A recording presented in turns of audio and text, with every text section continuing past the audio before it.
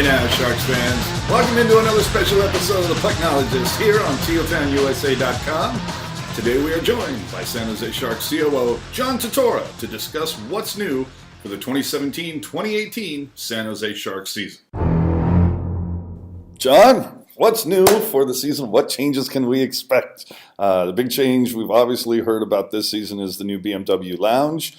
And so with access to the lounge being limited to people with seats in the first three rows from the glass, are you guys concerned about the optics on TV, the way it looks? Because everybody loves a shiny new toy. And I was fortunate enough to spend time in the lounge a week or so ago. And I didn't want to leave, I got to be honest with you. But that's the one thing that we were wondering, is that a little concerning that you obviously want to have this amazing experience, which it is. But is it so amazing where it's kind of like, do we want to go down and watch the game, or do we want to continue to stay up here?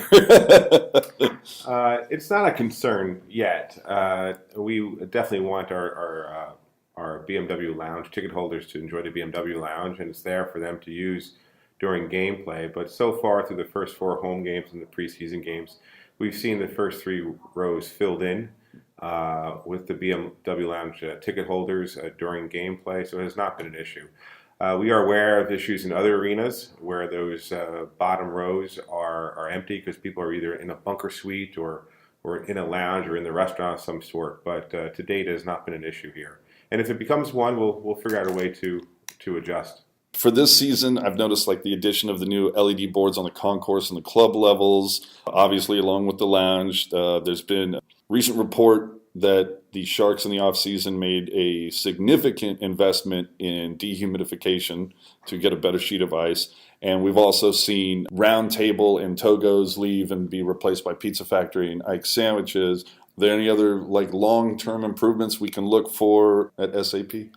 I think what you're going to see is, first as a general statement, the bones of the arena, of the SAP Center, are very strong. And this arena can stay here for a very long period of time. That being said, we need to keep modernizing it in different ways, and the BMW Lounge is one experience that we've added that this arena has not had previously. Other things that we're working on, yes, the dehumidification system actually began implemented during the season last year, and it started being used during the playoffs last year. Our ice conditions were good, and our ice has been maintained well, but they were probably, the ice was probably ranked 15th to 20th in the league. A lot of it due to location and our geographic location in San Jose, where it's generally warmer, and obviously the age of the building. So our ownership, led by Hasselplattner, easily invested upwards of $5 million into a new dehumidification system, which we put into the strong back of the building in the ceiling, and it has placed our ice surface probably in the top 5 to the top 10 in the league at this point in time. So the ice is very strong and very quick, and furthermore, the air within the arena will be much better as well. So you'll have that benefit too. But that's an investment the ownership made, and when you're spending at or near the salary cap like we have done traditionally and will continue to do, it's important that our players have the appropriate resources to perform, and that means the ice. It's also an entertainment factor. You want the ice to be good so the players on both teams can skate at a very high level, and the game product is as good as it can be. So that was one investment, and fans don't see that. You just kind of see the results of that. But that's something we've been working on for the last 18 months. The other areas, yes, the LED signs, that was part of our investment with Cisco last year as we launched the app during the start of last season, and digital ticketing and the various iterations of the app through the last year. We obviously recognized the Wi-Fi in the building and the arena needed to support that type of app usage, and at the start of last season we knew it wasn't able to on a high level, so we improved our Wi-Fi. I think in December 10th, the game against Carolina was the launch of the new Wi-Fi system, and coupled with that, we are installing Stadium Vision throughout the arena and in all the suites, which presents greater advertising opportunities for corporate partners and just makes the arena pop. I think that the colors on those LED boards, particularly the north and south entrances, is phenomenal. So it becomes another platform to promote, and that was definitely an improvement, a visual improvement.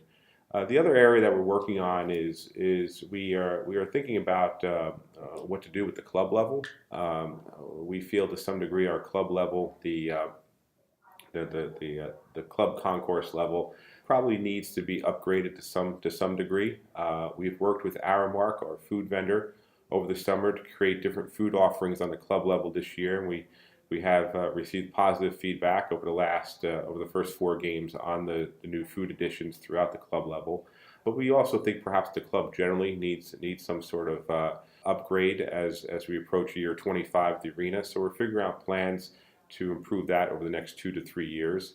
The other area that we are exploring, and this is nothing that's definitive just yet, but we're looking at possibly making changes on the event level. This is the area underneath the stands where, back of the house area, if you will, where the locker rooms are, and where we have certain staging areas for shows and that sort of thing. We probably need to add some amenities there for performers and promoters when they're here for concerts.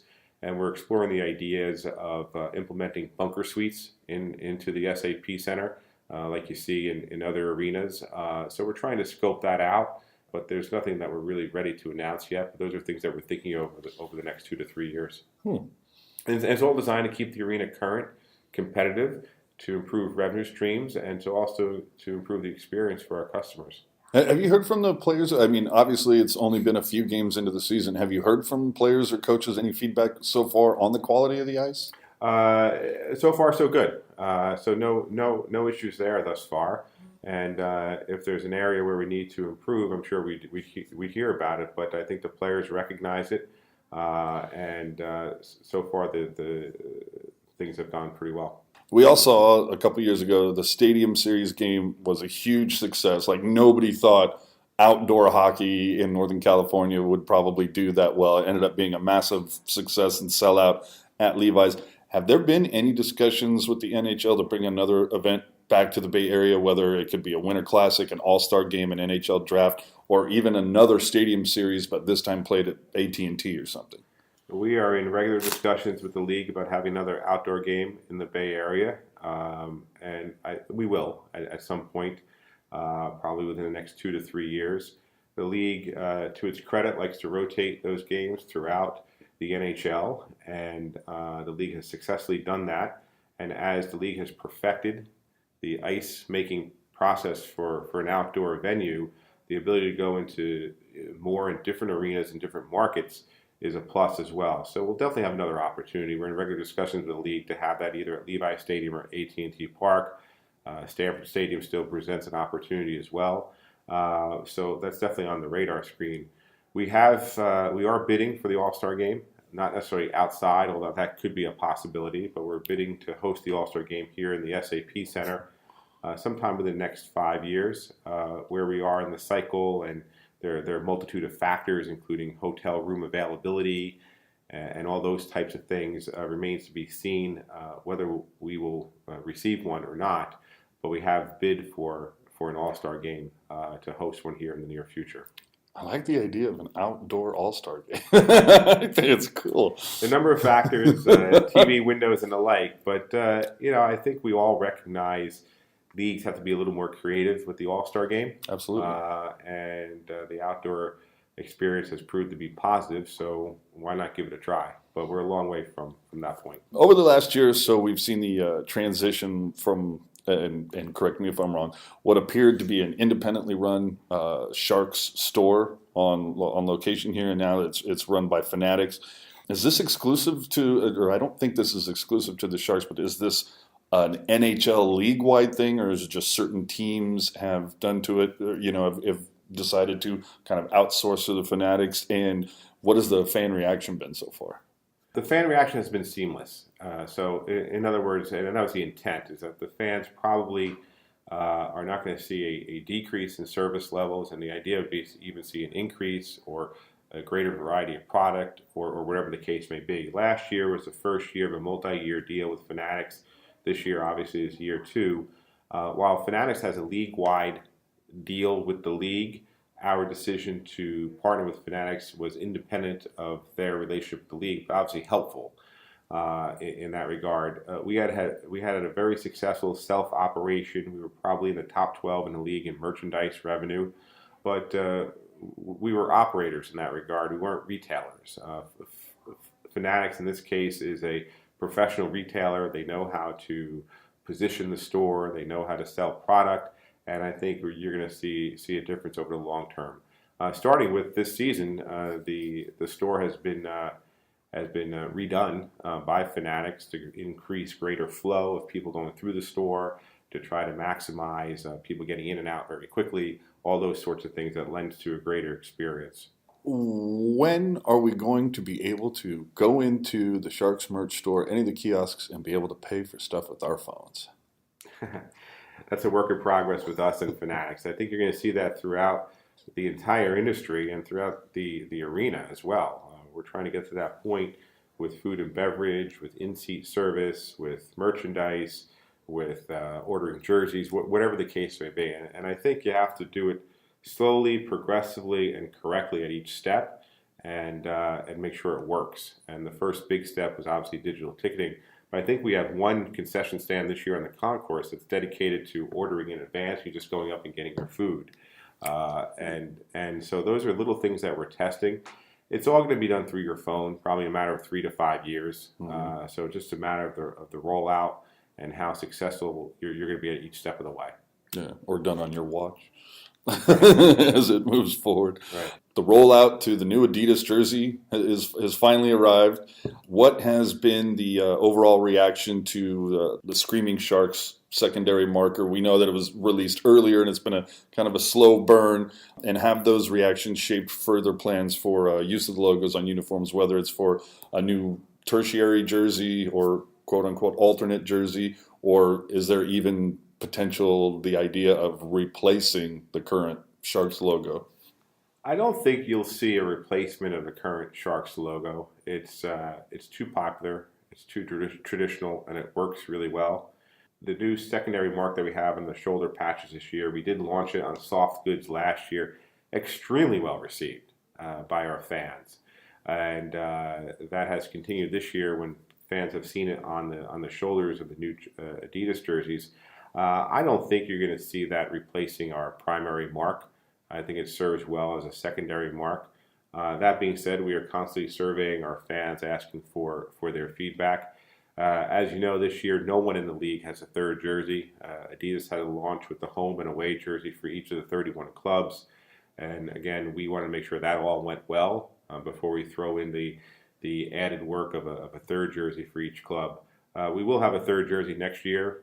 We're figuring out a design and a look for that jersey. Again, feedback from fans. I think we surveyed our fans in April and May of last year, asking them for what type of jerseys they liked. And, the black is still very popular, extremely popular. It surprises me. I thought maybe an orange or a silver would go. I really like the Barracuda orange jerseys.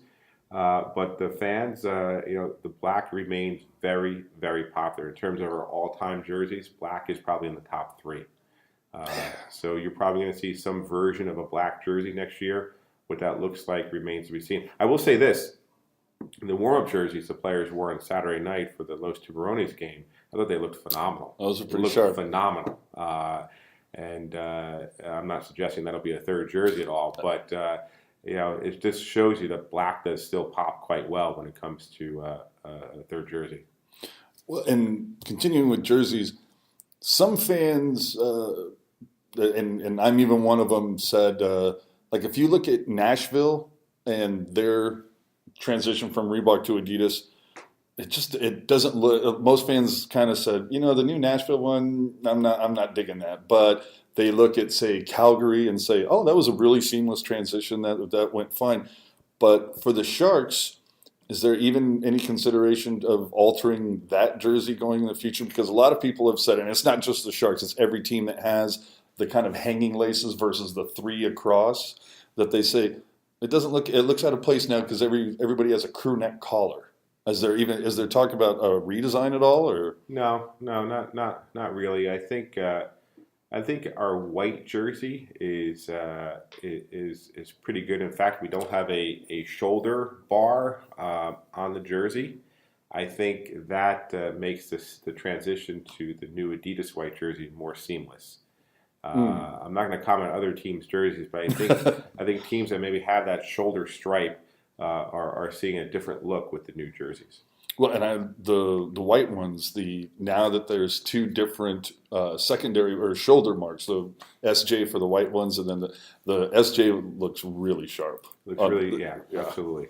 The final big question that it seems like a lot of people are asking, did the 50-50 raffle, which is a Sharks Foundation thing, so I don't know that you'll be completely aware, but a lot of people have said, what happened to that there, on opening night there would be mystery pucks, fan appreciation night there would be mystery pucks, and a lot of people, and myself included, I've got a nice collection of pucks, and they're just going, oh, they only do it a couple times a year now instead of there used to be 8 games or so when they would do it. Now it's like 2 or 3. Did the 50-50 raffle kind of replace that since it's all based on the Sharks Foundation, right? It's all based on the foundation, but the 50-50 did not replace that. The 50-50 becomes just another vehicle for which people can donate. I was in a foundation meeting last year. The mystery pucks are scheduled for this year. It's not 8. I think it might be 5. 5. Yeah, it's definitely less than 8. And I think it's trying to create the right balance between variety and you don't want to do something too often. It gets a little stale, right? And we definitely recognize the mystery pucks are popular. They're not going away.